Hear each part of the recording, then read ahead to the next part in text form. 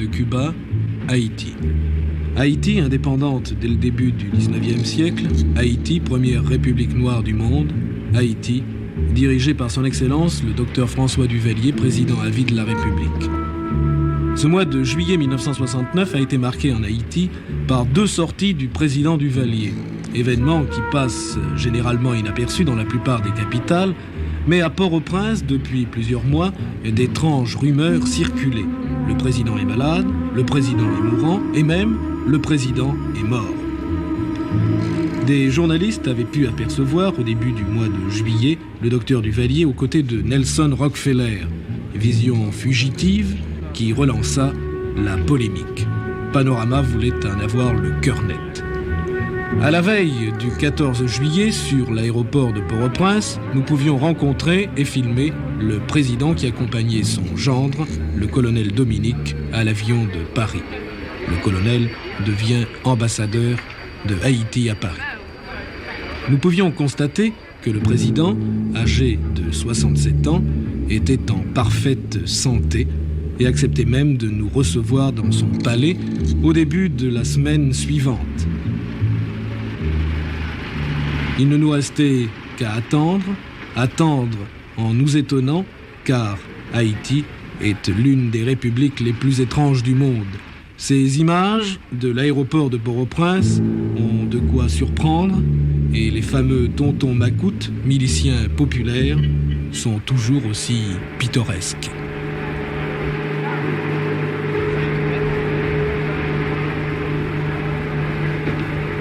Voilà, le président souhaite bon voyage à son gendre et à sa fille.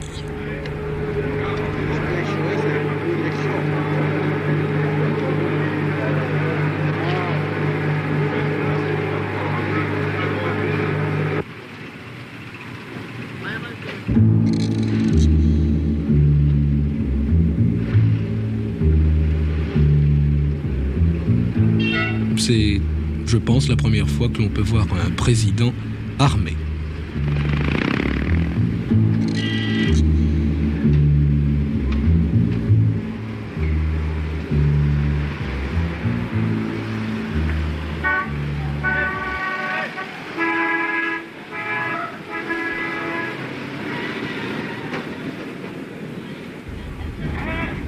Haïti est la terre des contrastes. Mieux peut-être, des oppositions. Nul ne s'en cache. La République est sous-développée, pauvre, très pauvre, l'un des revenus par tête d'habitant les plus bas du monde. Beaucoup veulent partir. Beaucoup rêvent devant les rares bateaux qui mouillent dans le port.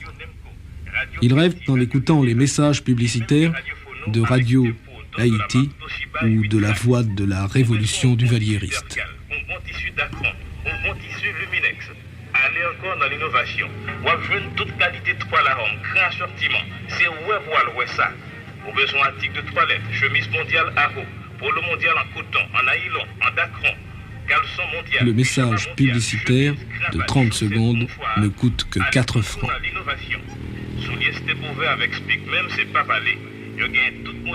Le frein principal du développement, de l'expansion, c'est évidemment l'analphabétisme. Plus de 90% d'analphabètes.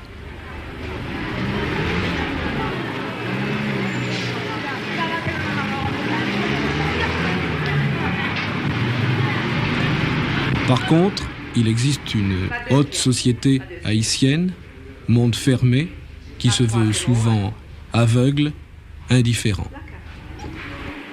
La 5e, la demi-seconde. Voilà. Les touristes pourraient sauver Haïti.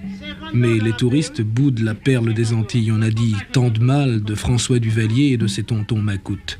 Macoute veut d'ailleurs dire en créole croque-mitaine. Et en regardant les étals des marchands, on peut se demander de quoi vivent les artisans et les vendeurs. Pendant quelques instants encore, regardons Haïti vivre au rythme de ses contradictions.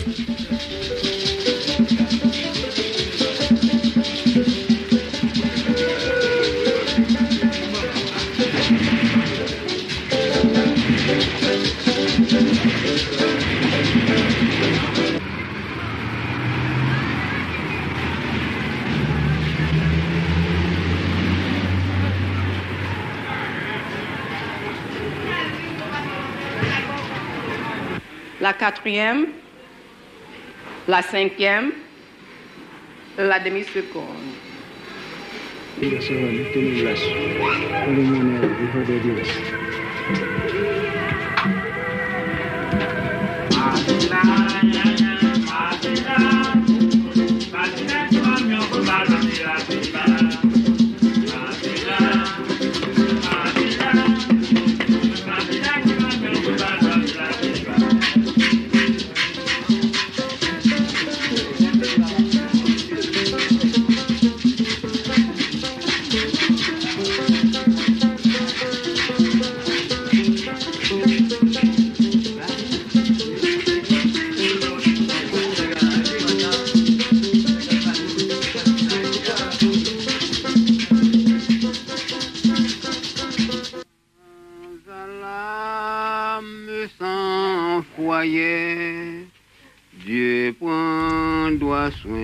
Haïti est un pays de mission, et le moindre petit village a son culte ou sa messe dominicale. Dieu prendra soin de toi, Dieu prendra soin de toi, dans le chemin jusqu'à la fin, il prendra soin de toi, tous les jours jusqu'à la fin. Comment t'appelles-tu? Quel est ton nom? Grâce à Dieu. Grâce à Dieu. Oui. Les minibus, eux, s'appellent Pureté éternelle, Merci Saint-Jude, Vierge éternelle, Jésus, Notre-Dame.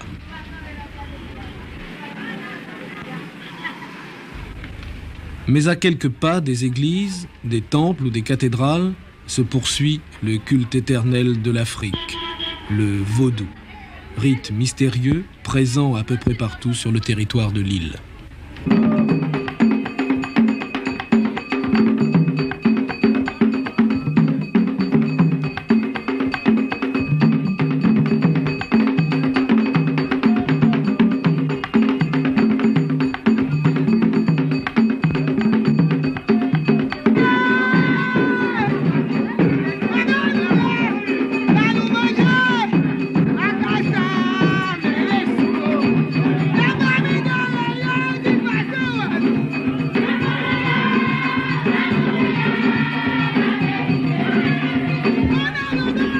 Le prêtre chaman, le Rongan, officie dans l'enceinte de Umfor, temple-église. Les assistants rendent grâce à des dizaines de génies et au Dieu unique créateur de toutes choses. Vous assistez là à une cérémonie rare, peut-être filmée pour la première fois. Il s'agit du rite de l'initiation.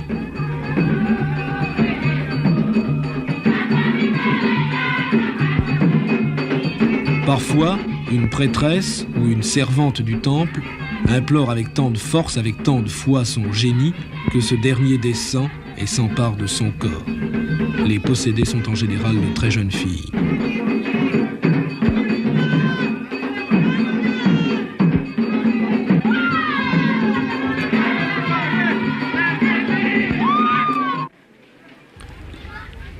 Nous sommes revenus à Port-au-Prince. Au centre de la ville, une flamme éternelle brûle pour honorer le Marron, statue du premier esclave noir qui gagna la montagne et se dressa contre les colonisateurs.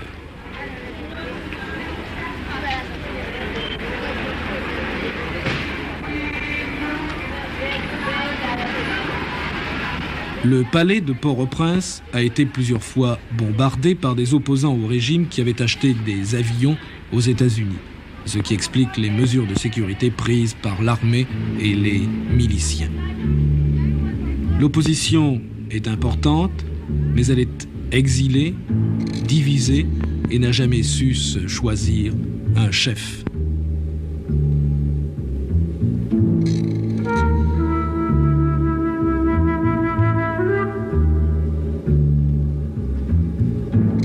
C'était la première fois que le président Duvalier recevait une équipe de télévision depuis plusieurs années. Car, m'avait-il dit à l'aéroport, malgré les journalistes, nous volons de victoire en victoire. C'est donc ici, dans ce palais forteresse, que vit et médite le premier citoyen de la République. Écoutons-le. Si vous n'étiez qu'un simple citoyen d'Haïti, comment jugeriez-vous le docteur François Duvalier, président à vie de la République? Je jugerais le docteur Duvalier, président à vie de la République, comme un homme venu pour remplir une mission. Et cette mission, vous la remplissez? Et cette mission, je la remplis. Et je la remplirai jusqu'au bout. Je constate que vous êtes en parfaite santé, alors que depuis plusieurs mois, des bruits alarmants et alarmistes circulent non seulement à Port-au-Prince, mais je crois un peu partout dans le monde. Vous avez disparu, en quelque sorte, pendant quelques semaines, plusieurs semaines. Pourvu qu'on ne dise pas que je me suis métamorphosé en Ougan pour disparaître et reparaître, comme ils ont l'habitude de le faire. Il faut préciser pour les téléspectateurs français que le Oungan, c'est le prêtre du vaudou. Oungan, c'est le prêtre du vaudou. Ce n'est pas pour la première fois qu'ils inventent des rumeurs. Tantôt, il est mort. Tantôt, il est dans une morgue. Tantôt, il a disparu. Tantôt, il est impotent. Tantôt, il est incapable de conduire à bien sa mission. Alors un homme est chef d'État, il n'a pas le droit de se retirer un moment pour lire. Je suis surtout un journaliste, un écrivain. J'aime mes livres, d'abord ce sont mes meilleurs compagnons. Et le chef d'État qui ne lit pas ne peut pas arriver à connaître son peuple, à connaître son pays, sa mentalité. Moi, je passe la meilleure portion de mon temps à lire dans ma chambre ou dans mes maisons de campagne. Même cela, on veut vous enlever. J'ai même entendu dire, Excellence, que le docteur François Duvalier était mort et que c'était un sosie qui était à sa place. C'est un sosie qui était à sa place. Les deux Catalans, ils peuvent vous raconter, mon ministre des Affaires étrangères, beaucoup de blagues à ce sujet. Mais, ce sont des bruits qui circulent. Ce sont des bruits qui circulent. Mais pourquoi y a-t-il ces bruits? Enfin, ça, j'avoue que je ne comprends pas. C'est dans la mentalité haïtienne? Non, pour préparer, c'est une manœuvre politique. Ça vient de l'extérieur. Les éternels assoiffés de pouvoir. Avez-vous rencontré, Monsieur le Président, à vide des difficultés pour faire admettre vos conceptions?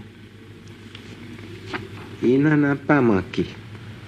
D'abord, dans l'ordre interne, les changements profonds à opérer jusque dans la mentalité de certains de mes compatriotes, heureusement peu nombreux.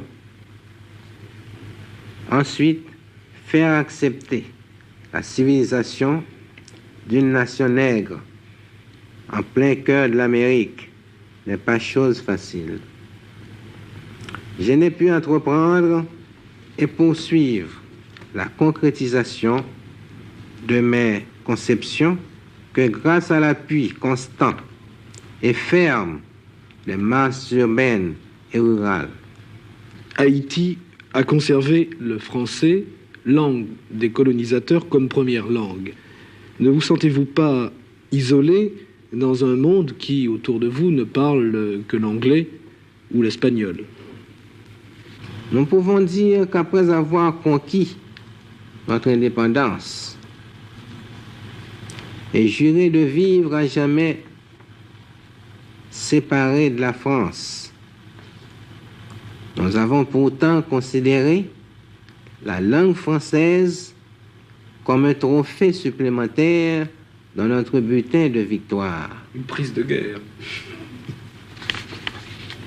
Haïti est heureuse et fière d'appartenir à la grande famille des pays francophones.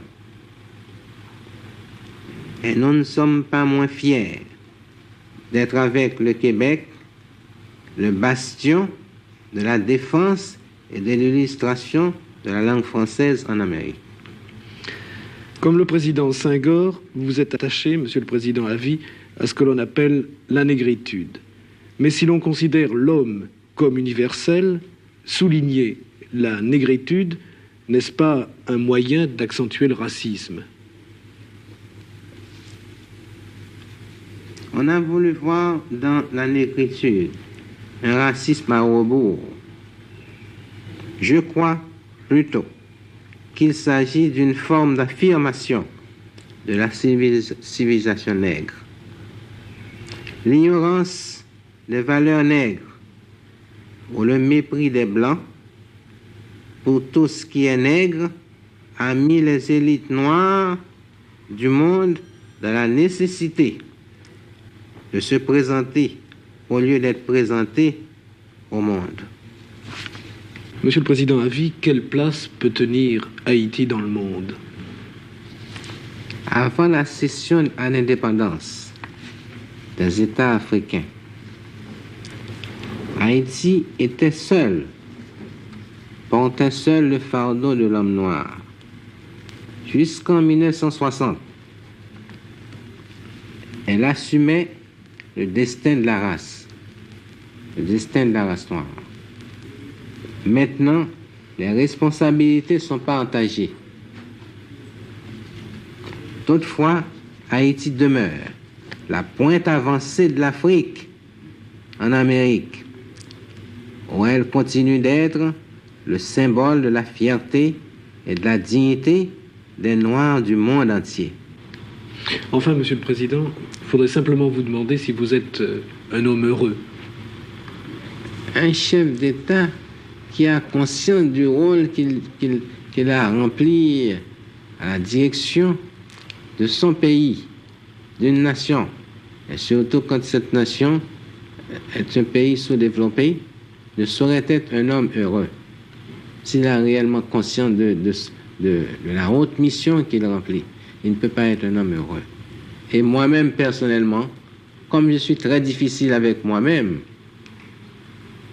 puisque étant même comme écrivain, je suis difficile avec moi-même, j'ai l'habitude de passer 3 semaines sur une phrase. Je ne suis pas satisfait de la facture de la phrase française. Et de même, j'ai transposé dans le domaine politique